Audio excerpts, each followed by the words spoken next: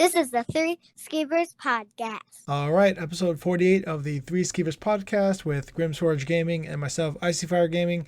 In this episode, we do a little bit of catching up on what we've been up to the last several weeks before we start talking about the Update 34 combat preview, as well as go over some of the newer sets coming out for the High Isle patch this June. Enjoy the show. Yeah, so what have you been up to, Grim? I just was playing around with Starkiller, got his build online. I was thinking about making different builds, but the one I have is just super OP. There's no reason to make another build for it, and it's running a Dark Convergence back bar and Plague Break front bar, and it's just silly how it lines up all the damage. So I've got that, and he's squishy, but he can kill a whole bunch of people. And if I'm running into outnumbered situations and need to be able to kill a bunch of people, but there's a lot of damage, Kratos, is the go-to guy. But I'm working on Valkorion right now, and I've got Darth Maul working on him. What's the new Valkorion build this time around? It's something new. I haven't. So I did put together the old Valkorion build, and it ends up being 9k spell damage, 10k spell damage, I think, with continuous. Lol. Yeah, it's silly. But And is that still running Thracian or not really? yeah, yep, running Thracian Strangler and running Imperial Physique, and I switched from light armor to medium armor and ended up getting 12% more spell damage. Mm-hmm. And we're running Nirnhoned on the staff. And then it's like a front bar. It's a front bar, back bar. It's a modified build, basically. On our front bar, we have a full 3-piece willpower plus Thracians. And then on our back bar, we have something different, but so and it's like Imperial Physique is active the whole time, right? active the whole time, yeah. And it's 9k, 10k. It's 9100 spell damage, and then if you get continuous, it ends up going up to 10k spell damage. What are you running on the back bar? Like a master's weapon or something? No, yeah, it's a master. I don't remember. It's one of the resto staffs that when you do critical healing. Oh, you would know. The one you get from Maelstrom Arena? Yeah, yep. Yeah, I think it's, what the heck is that called? Precise restoration? Some BS like that, yeah. Yeah, I didn't need the willpower on the back also. So I'm running a weapon damage enchant on the resto staff too. So you just tap the enemy with the resto staff and switch your front bar. So nice. And yeah, works out really well. And what's the Darth Maul build? Well, I'm still leveling him right now, but we're gonna play around with a couple different things. He's a no cloak or a dark cloak or whatever. Brawl blade, dual wield resto. So pretty durable. I had even in low BBG, I ran into a pre-made team, and they were sweating me pretty hard in a battleground and running after me, and pretty much the whole time. And I still went 19-0, like woohoo, low BBGs, but not too bad considering I had a 4-man group trying to kill me the whole time. So yeah, and I think the most important part of the build is looking the part, and I think you're running that new I guess like new motif set, or what's it called, the gloom something.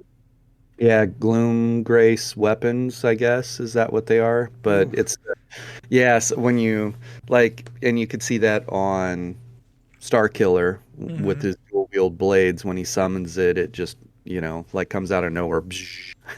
Yeah. So yeah, pretty cool. I like the combination of colors, and I think it also works with.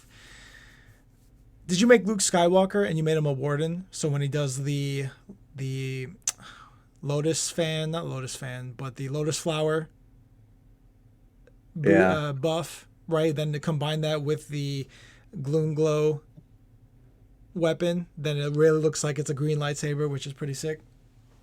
Yeah, I had that. I found that out on Frostfangs because he's a Stamden,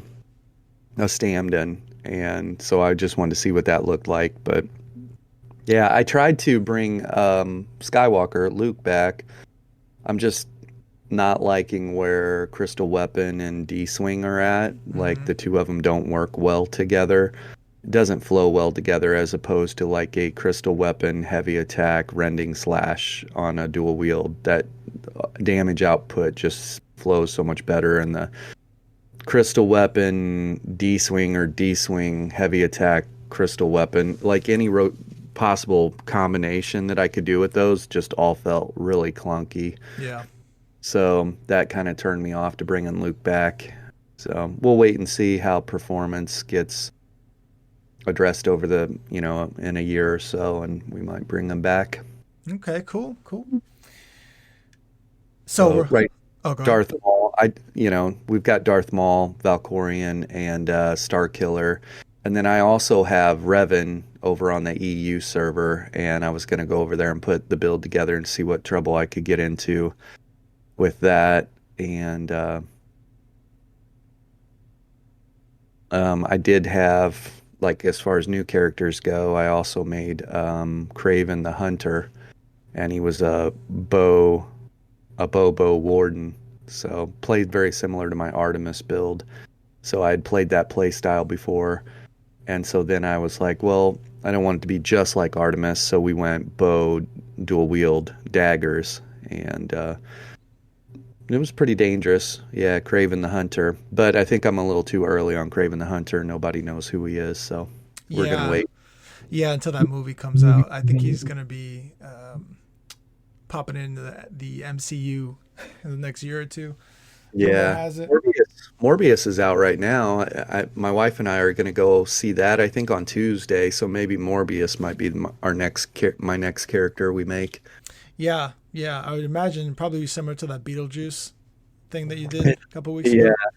Yeah. Beetlejuice is going to be fun. It's, I made Voldemort back in the day on a Magcro, and so with Beetlejuice, I was like, I want to make him durable.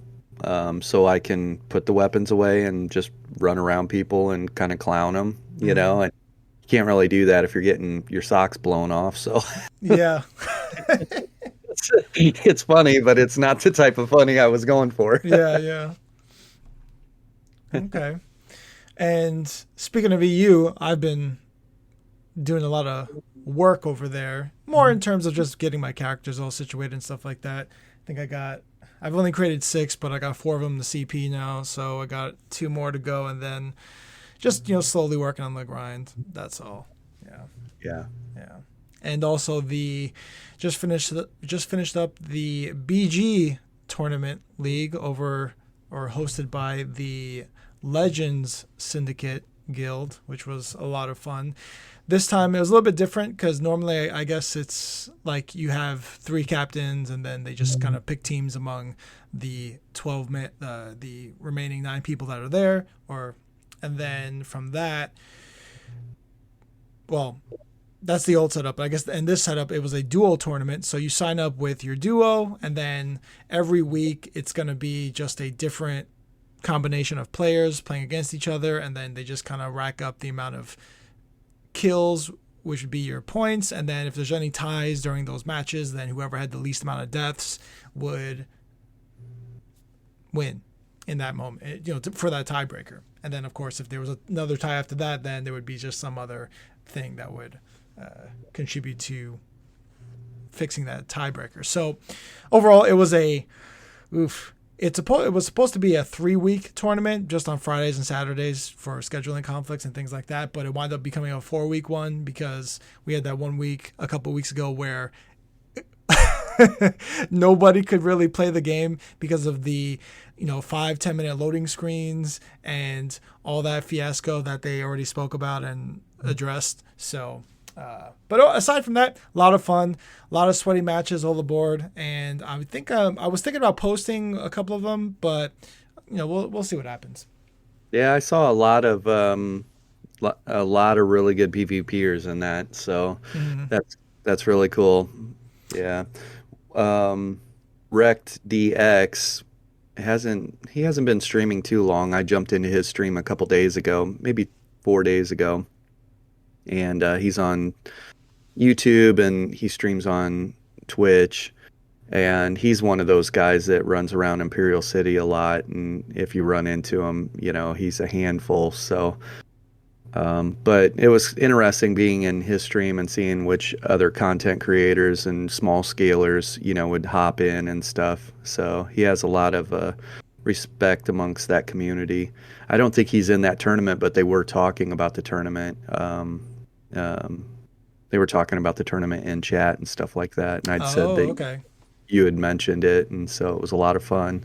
I knew that you were having a lot of fun doing it because you don't mind getting sweaty from time to time and putting the skills to the test. You're good for it. So yeah, and I think the key point there is that when you're going sweaty, it's great when everybody else is sweaty and we're all kind of focused on the same thing, because it reminds me a lot like League of Legends, where, the normal casual games, people just kind of pushing the towers down and just doing whatever the hell they want. But then when you get to that advanced play style, which you see in the professional esports scene, it's more of strategy, right? Everybody's moving together in a group where everybody's ignoring the towers and the side lanes and things like that, and just kind of moving within the bushes and stuff like that. So whoever messes up first, they're pretty much dead.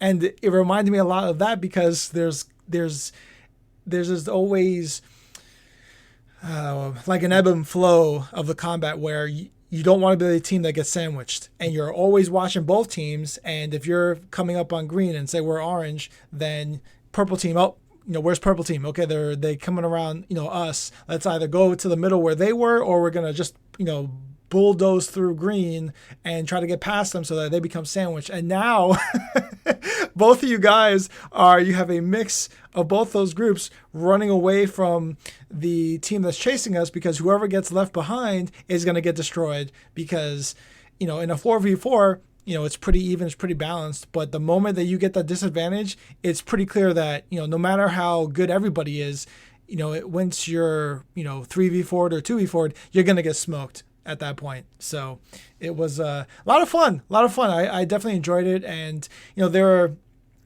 obviously some matchups where, one team just gets smoked because the duo makeup of both teams just isn't great, and there were some teams that were pretty stacked and OP, but it was just one match, and the next match it's going to be a different combination of players, with your duo and stuff. So definitely awesome experience. Definitely going to do it again, and I hope we do the same style, like that duo style, because it's really, really good.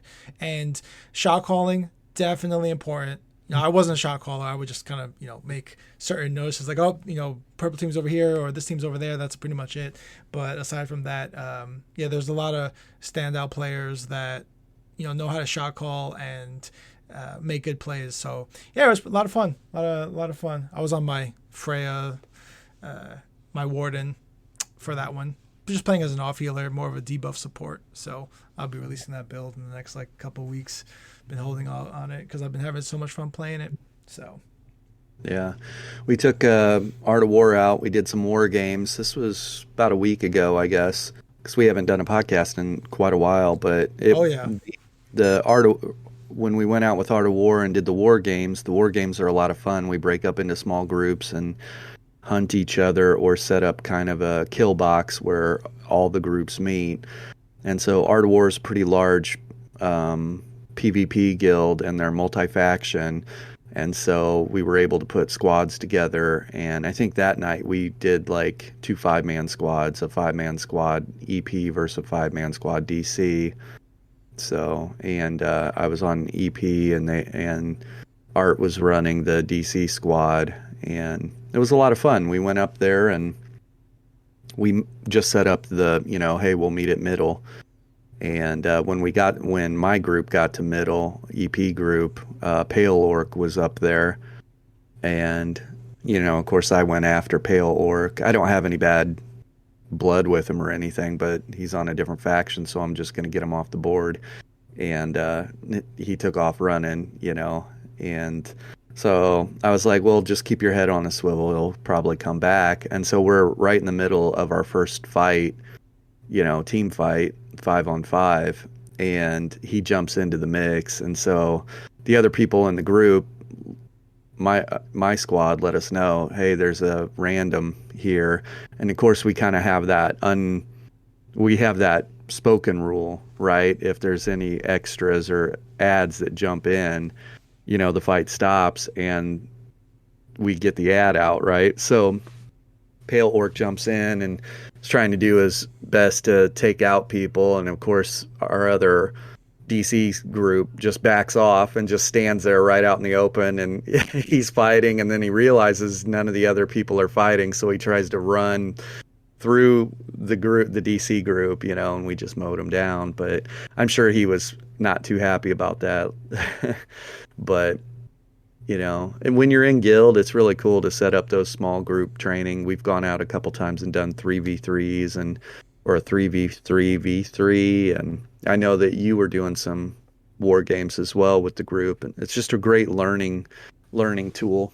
Yeah, no, absolutely. And I like it more so because it's artificial fights. It's BGs where you can just fight constantly, almost forever, really, and it's in a controlled environment, and you're playing with your friends. Yeah.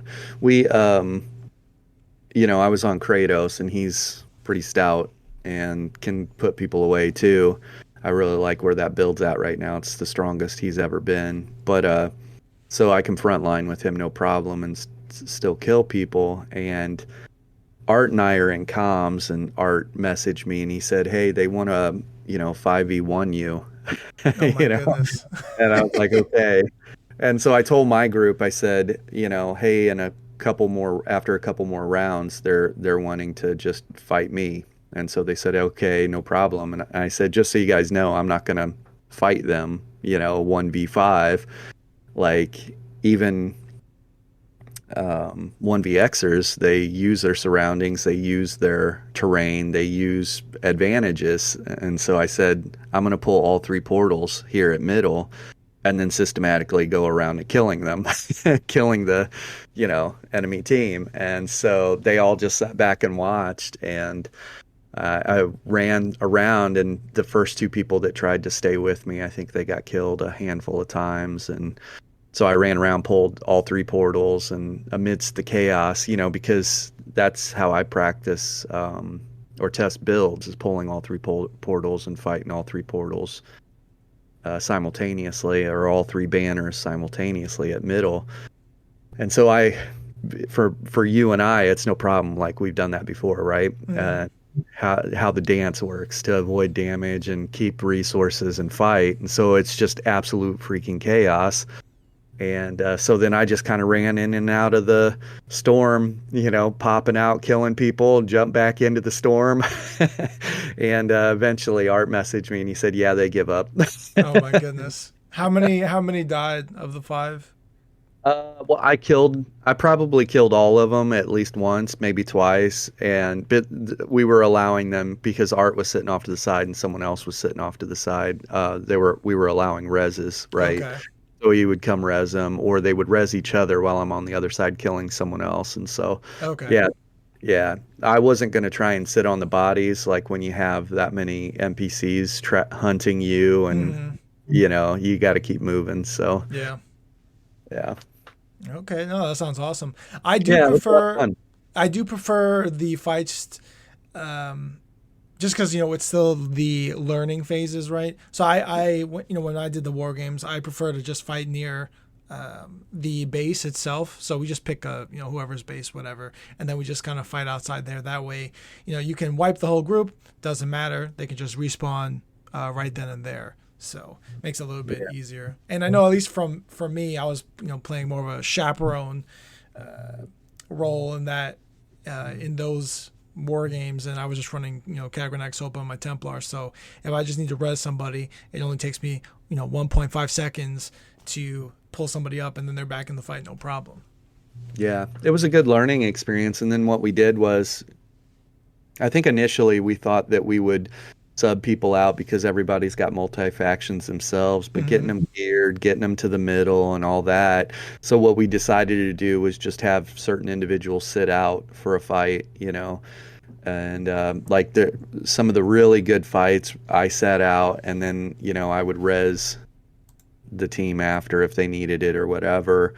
And so there's a lot of learning going on. And so basically I said, hey, we're going to use the tunnel this time, so fall back into the tunnel. Let's see if we can funnel them all into the tunnel. Don't, wait until your ults are all ready, fall back into the tunnel, see if we can get one or two of them to chase you into the tunnel, ult dump them, kill them, run out and kill the other two, or kill the other three. And so that doing that and then flanking, right before the fight started, we'd have our back row like go stealth and then sneak around and come in on the back end. Or I even, because Hammer was with me, and Hammer's running a version of the Kratos build, and so he went up and was frontline and tanking them, and I ran all the way around and came in and crushed on the back line. And we just tried different tactics, just see how things worked, and how to use line of sight, how to fight outnumbered, how to secure kills, how to sit on bodies and not let reses happen, just things like that. It was a lot of fun. So awesome. Yeah, we talked about getting the dueling tournaments going back at my primary house also, like beginner dueling tournaments. So we might get that going here before the end of the month. So sweet. Yeah, that'll be pretty neat to look forward to. Okay, ready to jump into the combat? Yep. Combat preview, update 34.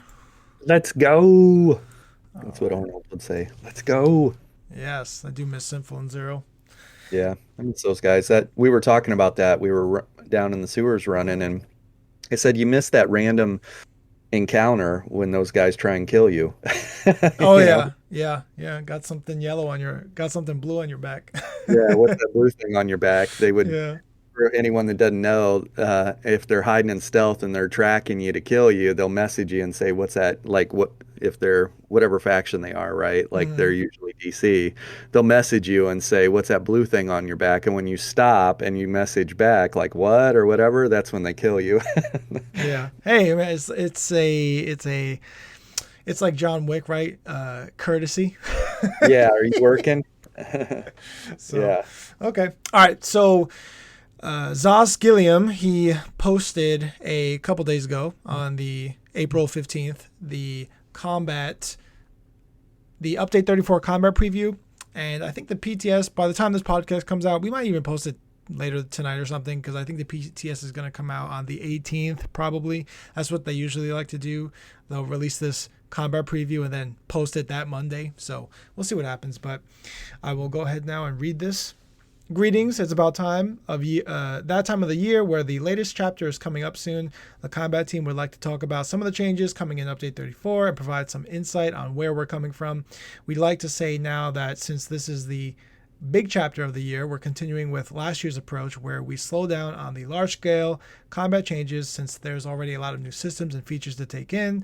That being said, we still have quite a few smaller adjustments coming, focusing on the usual bug fixing and hitting outliers that are problematic for the game.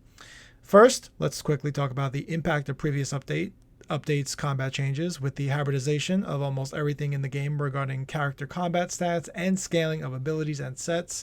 Overall, we've seen a pretty healthy shift to ability usage in the game where there are less binary options in morph engagement, weapon choices, armor weight focus, and so on.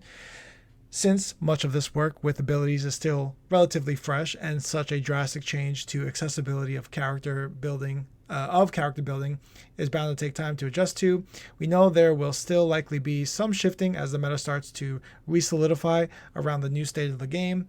Moving forward, we're dedicated to addressing any fallout that happens as a result of this, ensuring that our original goal of enabling player choice and customization is still being met. With that in mind, our focus in this upcoming update is improving morph options to be closer in power to each other. One of the immediate fallouts from the hybrid pass of abilities in the last update, update 33, was highlighting areas where previously binary morph options would now reveal more realistic power deltas, where choices were actually being made based on additional effects rather than which stat the morph utilized. This update's pass is exclusively focusing on class abilities for the time, and throughout the rest of the year, we'll be sweeping through other skill lines with the same intention. Keep in mind that most of these adjustments will not be heavy-handed and will instead focus on tweaking values of effects with our set bonus efficiency calculator and standardization as guidelines. We've also tried to focus on bringing up lesser utilized morphs powers rather than bringing down the clear winners, so expect to see more buffs than nerfs, which seems pretty cool. Here are some of the juicier examples of this pass. Teleport Strike, Ambush, increasing the duration of empower granted from this morph to 10 seconds up from 3. This morph will also grant Minor Berserk for its duration. That seems pretty nutty. Overload. This morph will restore Energy Overload. This morph will restore up to 1200 Magicka and Stamina rather than just Magicka. That seems pretty busted. Rite of Passage, Practiced Incantation. Grim, I know you've heard me say this a bunch of times over the last 2 years. This morph will allow you to move at a reduced rate while channeling it rather than being unable to move at all. I've been saying this for the longest time ever. Part of the reason why I never use this alt is because it makes you stationary, and then every single Templar I see use it gets smoked immediately afterward because their whole team leaves them and they're stuck there, with their hands full of nothing. So, even though it's a reduced rate while they're moving, moving is better than something. But as long as it's not something ridiculous like a 50% snare, then I'll be okay with it. Sleet Storm, this Northern Storm, this morph will grant 300 weapon and spell damage for up to 30 seconds after casting rather than just 15% max magicka. And then Restoring and Shocking Siphon. These morphs will increase your health, magicka, and stamina recovery by up to 150 while active rather than restoring just stamina or magicka over their durations. And this is by no means all encompassing, and every class saw adjustments to morph power, so keep an eye out for the full patch notes when the PTS drops. In addition, expect to see a small pass on some of the champion points warfare constellations. We're adjusting some of the values on the more passive nodes in the system that are really pushing some of the more unique options out of the way, while giving some love to some of the lesser utilized ones as well. Furthermore, we're adding 2 additional slotted stars to the sub-constellation, one focused on helping builds gain access to contextual offensive penetration, and the reintroduction of the Exploiter star from the previous iteration of Champion Points. As mentioned earlier, these aren't extensive to the list of changes coming, as many bug fixes and specific item set or abilities are receiving targeted adjustments as usual. Our hopes are that these changes are less turbulent than previous year's chapters regarding combat and how you interact with it, so you can take some time to enjoy the rest of the wonderful world that Tamriel has to offer. Thank you for reading, and we hope to see you in Tamriel when Update 34 launches this June. Man, I think that was like 5-6 minutes of reading. Good Lord. All right. So what do you think, Grim? Boring. No. The ability changes, the Teleport Strike, Overload, Rite of Passage, Sleet Storm, Restoring Tether. And those were just that was just a trailer, right? There's obviously going to be much more, but yeah, they just listed those 5. Yeah, just those alone, I'm high-fiving them. Those are great changes. Those are changes that needed to be made. So I like that a lot. Actually, the Teleporting Strike is exactly why I decided to revisit Darth Maul. So, And now you're going to get Minor Berserk and a longer duration of Empower because of it, making All Night Blades a lot stronger. So that's going to be pretty interesting, I'll say. Yeah, I like the Overload change too for the hybrid type play style. If I wasn't running Dawnbreaker on Starkiller, I would run, like if you saw my Thor hybrid videos, I'm basically doing a Overload crystal weapon, into a D-swing, heavy attack, light attack, whatever. And crystal weapon works with Overload. So you could just sit back and do that for free on people. You got 500 ultimate and you're just standing back there launching overloads and at, only ultimate cost basically. Right.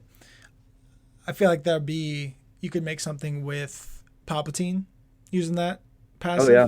Yeah, just like infinite sustain, unlimited power. Yeah. I've made him a couple times. I just never did anything with him because I was like, it's too obvious, right? Yeah, Like, just hold down heavy. yeah. So, yeah, rite of passage though. We've both been talking about that forever. Like you're a bug zapper. If you try and use that ult, everyone just gathers around you and sometimes just nukes you right through it. So, Yeah.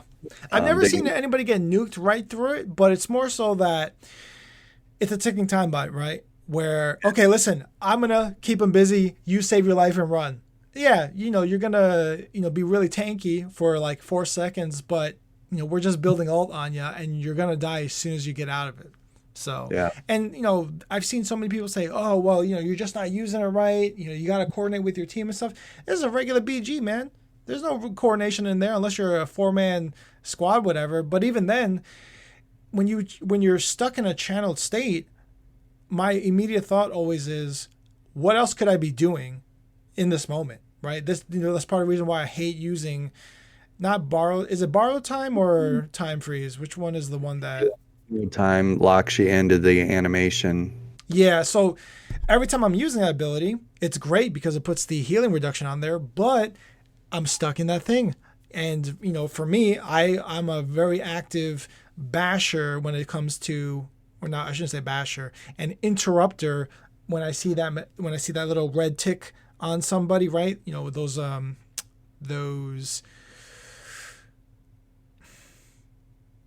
what do I don't even know what I don't know what you want to call it.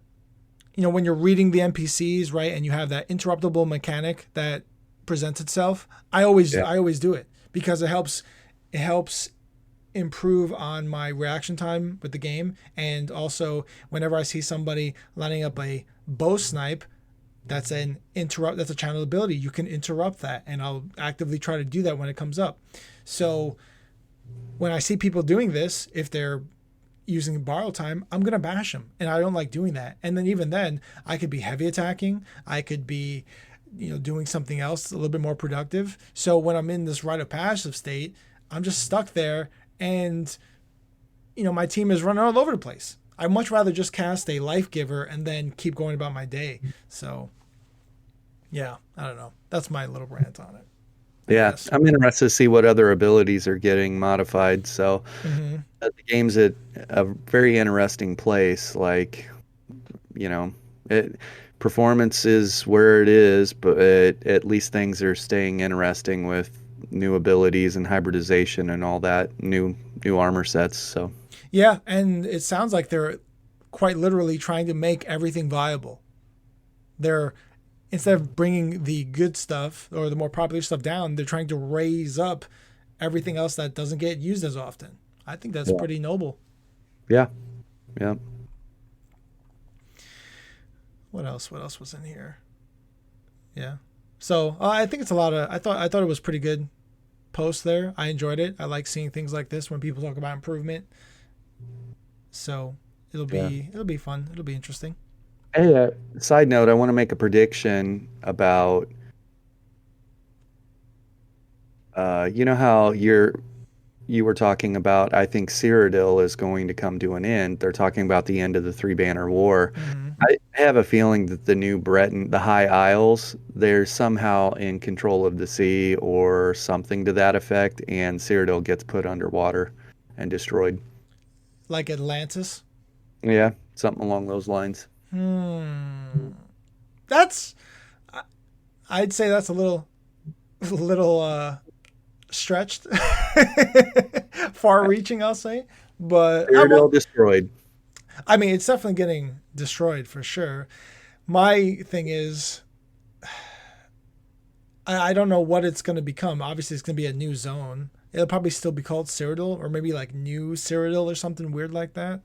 PvE Cyrodiil. Yeah, because with all of the achievements going on, that's my only thing, right? They're not going to get rid of it 100%, but because that would kind of negate all the achievements, right? Like, what if I'm so close to getting Emperor, but I keep falling short every time? Or what about the people who have Emperor? They're not going to just remove the achievements. Well, I mean, they could. From my knowledge, I've only been here since 2019, but I've never seen them do anything like that where they're removing things from the game and therefore you don't have any access to that getting that achievement anymore. So it's something that you're always going to be missing. I've seen other games do that, of course, no problem, right? Where if you don't have this DLC or say you don't join the game until like 4 or 5 years later, but you don't have access to that initial content anymore that was there when the game started. So these achievements you'll never be able to access. You'll always be incomplete no matter what when you look at your total achievements for the game. So, Yeah, I don't know. Yeah, me neither. Oh, well. Oh, what do you think about the champion points? Somebody was saying that they're adding, 6 slottables instead of 4, but I think they just kind of misunderstood. They're just adding additional slottable stars in the sub-constellations for some of them. That's pretty much it. So it'll be interesting to see. Adding 2 additional slots up at the top per category, so a total of 6. Is that what they're doing? No. That's what I was saying was the misinterpretation of it. They're adding 2 additional slotted stars to the sub-constellations. The sub-constellation. Yeah, so like when you go into the sub-tree and it turns purple, they're just going to add more slottables down there so you have something else to pick from. Oh, that's interesting. So I'll be able to, like as an example, within those purple, I'm using something that I'm slotting, like say,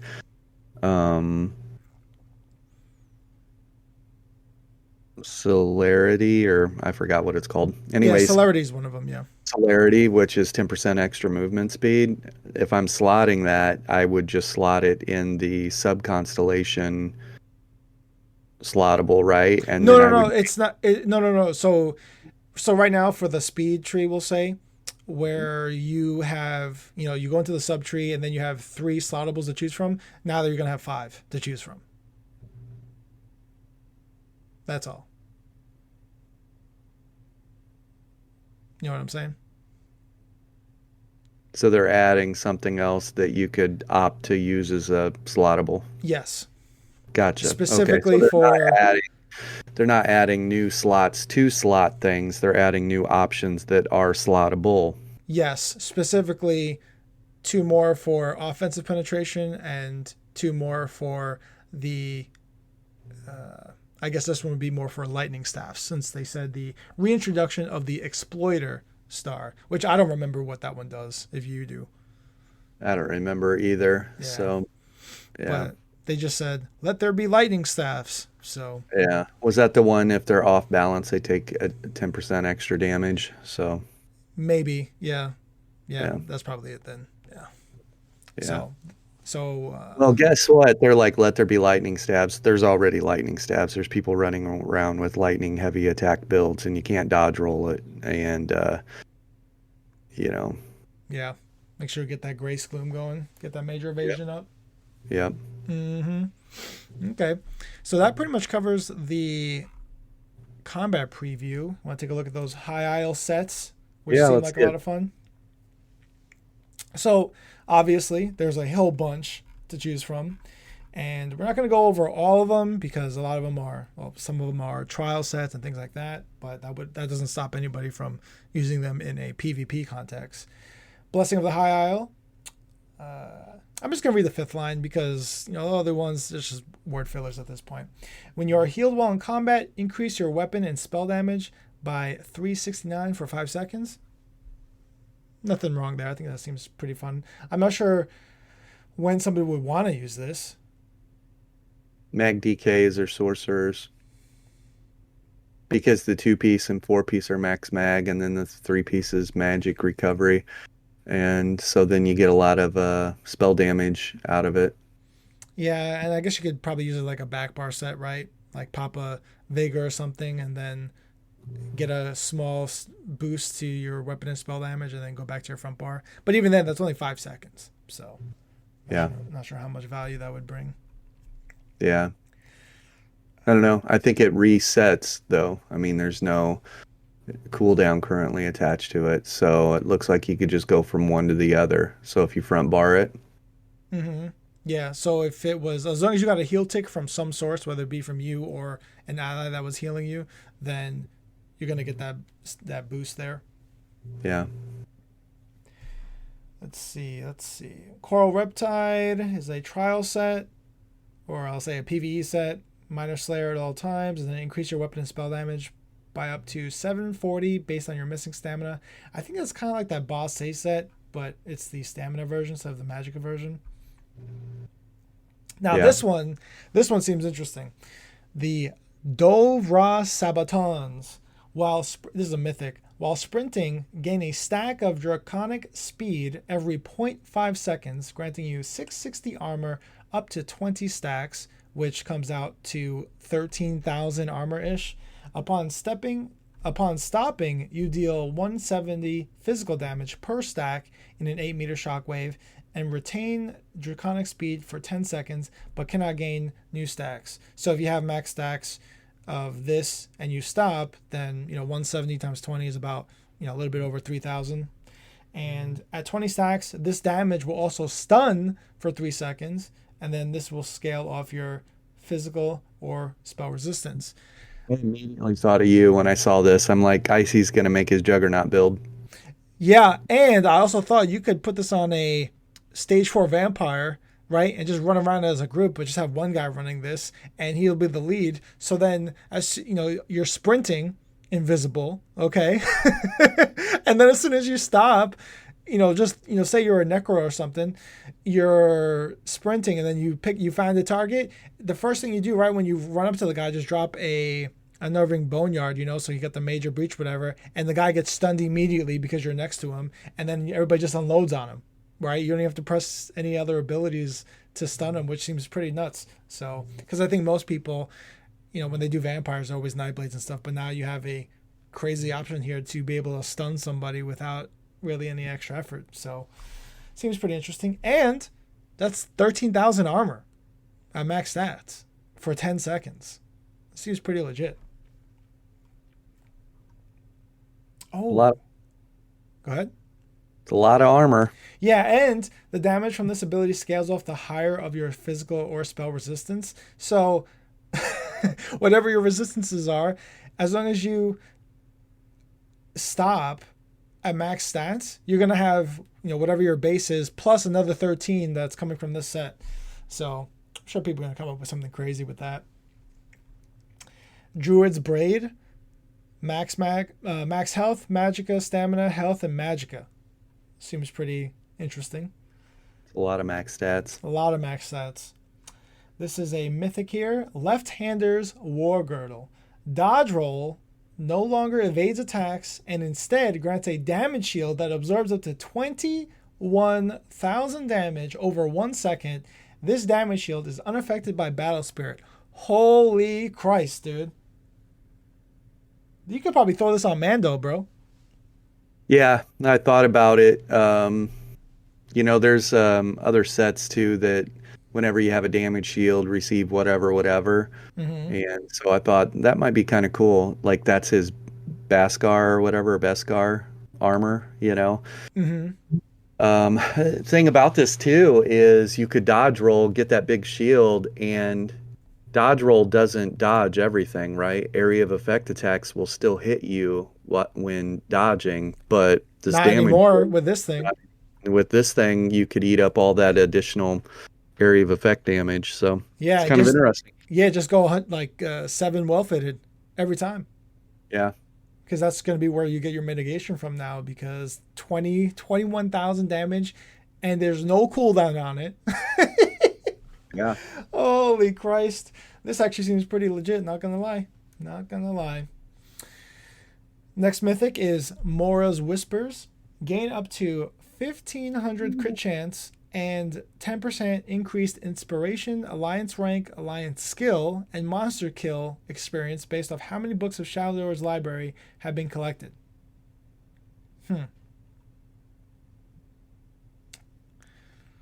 I'm wondering if somebody had said in some videos I was watching that some of the mythics are going to be kind of hidden or firewalled behind the card game and collecting cards. Mm-hmm. And I'm wondering if that's what Shadowlord's library, it's a certain deck of cards. Oh, no, Shadowlord's library, it's just the books that you would collect in game, like what you would do for the Mages Guild and stuff. All those books are Shallow Doors library? No, not all of them. There's just like a subset of books because like all the books are, they have like different categories and whatever, however you want to call them. Shallow Door is just one subset of books. Yeah. I'm not sure how many there are, but if you're like an achievement nut, then you already have this already maxed out. Yeah.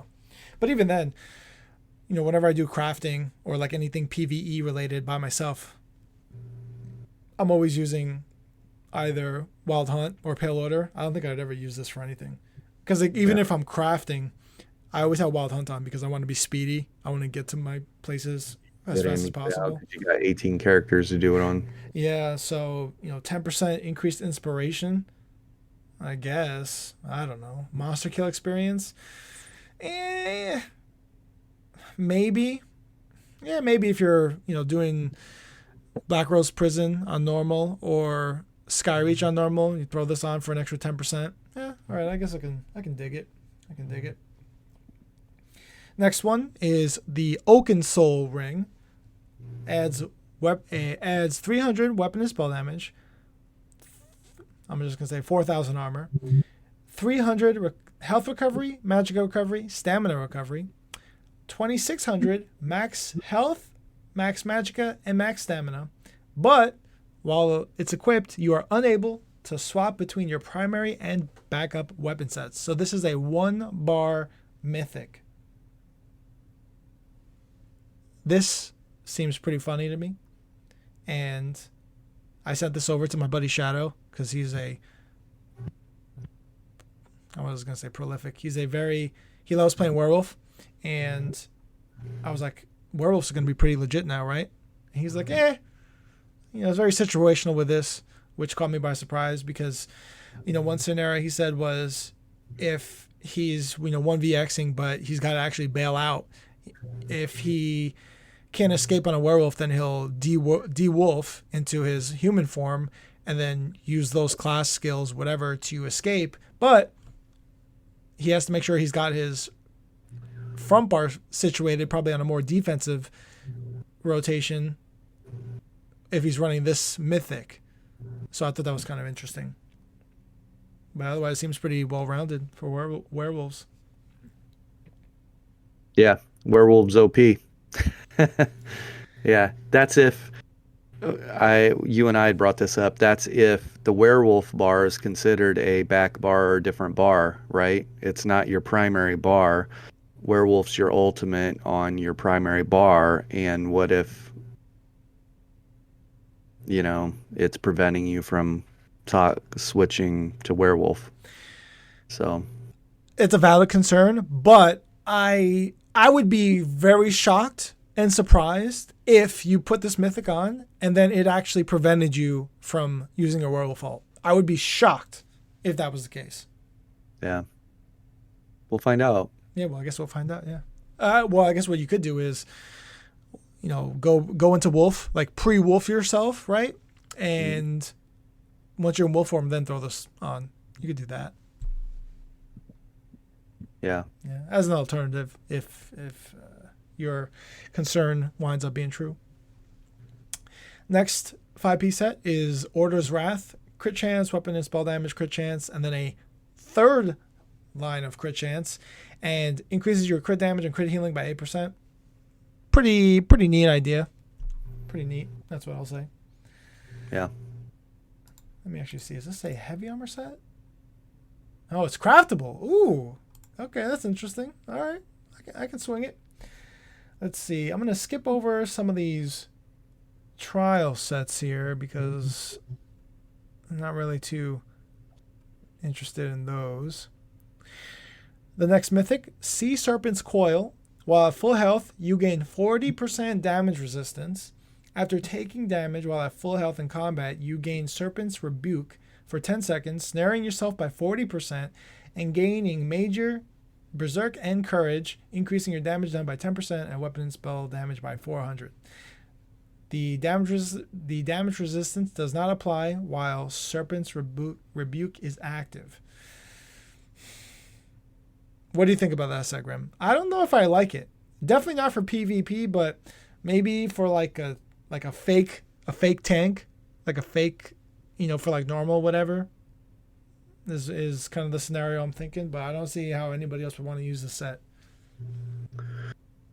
Um, I can see a werewolf using this set. You could probably throw Imperial Physique on and run around up in the districts farming on a werewolf now with that set and not have to worry about getting ganked. 40% damage mitigation from stealth is going to be a lot.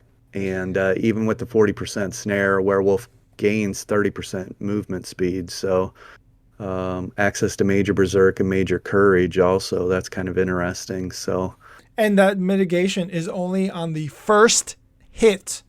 yeah. So anybody that's tired of getting ganked, that might be something.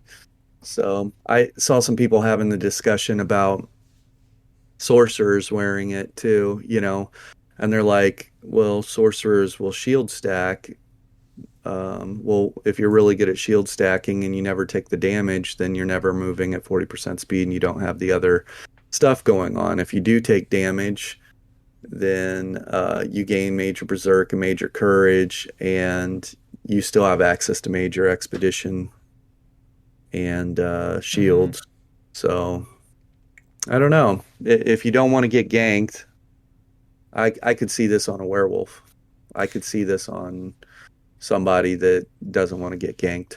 Yeah, and I've seen werewolves running Ironblood and still being faster than me while it's active. I'm just like, come on now. Come on. Yeah. Oh, man. I love this game. Next 5-piece set is Serpent's Disdain. 3 lines of max stats, and then increase the duration of status effects you apply by 16 seconds. So that would be like concussed, burning, chilled, poisoned. I think hemorrhaging, that new thing. I think that would count. And I think there's a 5th one. Bleed? Is bleed a new one, or is that just hemorrhaging? Yeah. What's that set that applies the random negative debuffs on People? people? Yeah. Kind marchers? Is it Kind Marcher? So if you paired this with Kind Marcher, then would that be? No, because that's kind marchers puts Those are a negative effects, but not status effects. yeah. So that kind marchers would be more like major breach, major cowardice, things like that. But yeah, this wouldn't be a status effect. So this would benefit DKs in general because if they have the burning or poison status effect on targets, they're getting resources back. So yeah, okay. And with Plague Break still not being nerfed, which I don't know why, gives people more reason to not cleanse ever, even though people are still cleansing and it's not really doing too much craziness. So 16 seconds more. Oh, Lord. Yeah. Next one is Steadfast Metal. Stand recovery, 2 max stand. While you have a food buff active, reduce the cost of your core combat abilities by 25%. So I think that would be things like dodge rolling, blocking, sprinting, break free. I think that's all of them, right? Yeah. I feel like I'm missing one more. Yeah, whatever.